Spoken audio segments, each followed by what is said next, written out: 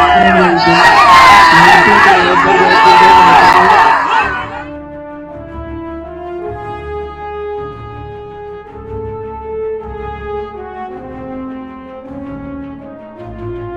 वालेकुम दोस्तों, एक बड़ी कामयाबी, एक ऐतिहासिक जीत और एक ऐसी सियासी हकीकत जिसे जानबूझ करके नजरअंदाज किया जा रहा है। केरल के लोकल बॉडी चुनाव में एसडीपीआई यानी social democratic party of India ने वो कर दिखाया है जो बड़े बड़े दलों को भी हैरान कर गया है इस चुनाव में। दोस्तों, ये कोई एक सीट की बात नहीं हो रही है, ये कोई 2 सीट की बात नहीं हो रही, ये कोई 3 या 5 सीटों की बात नहीं हो रही है। एसडीपीआई ने 100 से ज्यादा सीटों पर जीत का परचम लहरा दिया है। जी हां दोस्तों, लेकिन सवाल यह है, क्या आपने ये जीत टीवी चैनलों पर देखी? क्या गोदी मीडिया ने इसे ब्रेकिंग न्यूज बनाया? क्या कांग्रेस समर्थक मीडिया ने इस पर जश्न मनाया? नहीं, क्योंकि यह सच जो है पूरी तरीके से दबाया जा रहा है। सच वही होता है जो सत्ता को पसंद आए, और जो सत्ता को चुभे उसे खामोशी के अंधेरे में धकेल दिया जाता है, और यही हुआ एसडीपीआई की जीत को लेकर के। दोस्तों, आज हम वही बात करेंगे जो दुनिया खासतौर पर आपसे छुपा रही है। एसडीपीआई की जीत आंकड़ों की जुबानी आपके सामने रखेंगे। दोस्तों, जरा आप स्क्रीन पर नजर रखिए, आंकड़ों को ध्यान से सुनिए।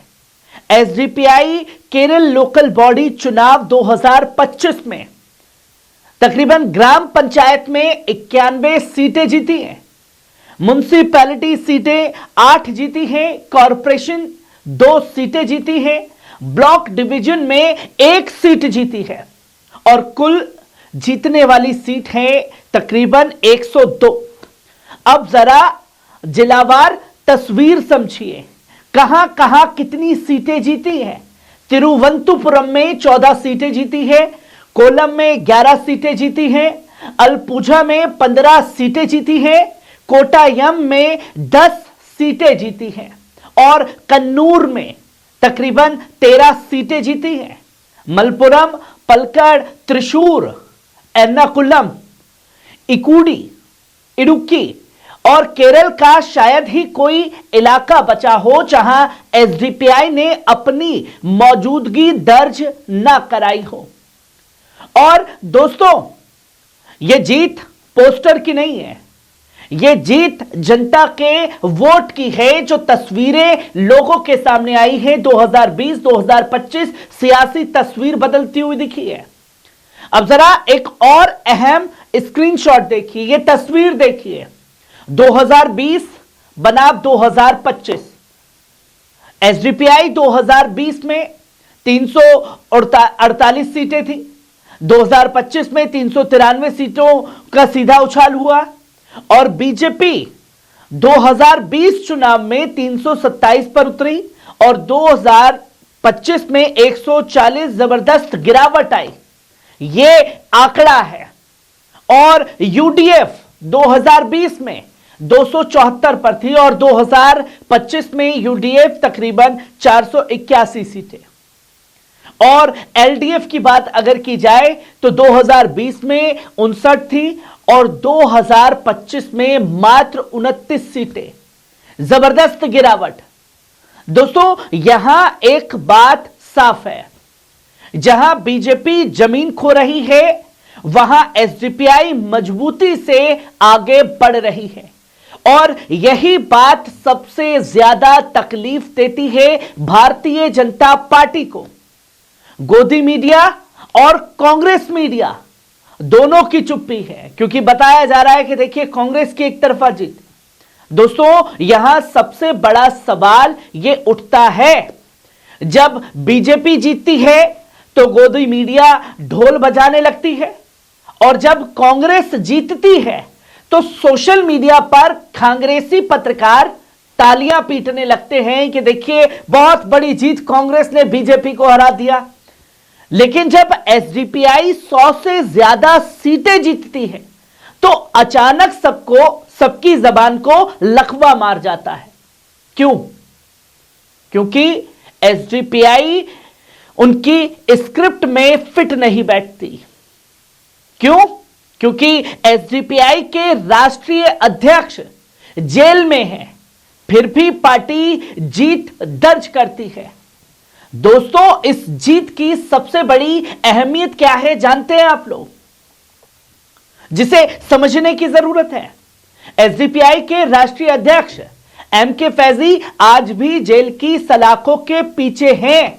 एक चुनी हुई पार्टी का अध्यक्ष जेल में है और फिर भी पार्टी 100 से ज्यादा सीटों पर जीत दर्ज करती है। पार्टी टूटी नहीं, संगठन बिखरा नहीं, कार्यकर्ता डरे नहीं, सड़कों पर डटे रहे। चाहे कोई भी मुद्दा उठा करके देखिए, सबसे पहले पूरे देश में मजबूती से खड़े होने वाली पार्टी एसडीपीआई।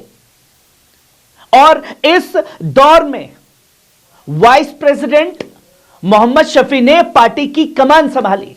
देश के कोने कोने में जाना, कार्यकर्ताओं से मिलना, संगठन को मजबूत करना, सब कुछ बिना राष्ट्रीय अध्यक्ष की मौजूदगी में।